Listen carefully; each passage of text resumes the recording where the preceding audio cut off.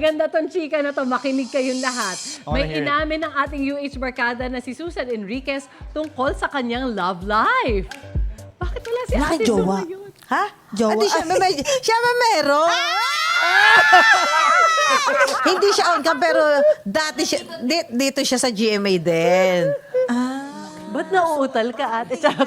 Sinare yan ni Ate Su sa pagsalang niya sa session number 45 ng Kapuso Vodcast ng Your Honor. Sabi ni Ate Susan, mahigit 10 years na ang relasyon nila ng kanyang special person na isa ring kapuso. Kilig naman ang host na sina Charisse Salomon at Buboy Villar sa Revelation.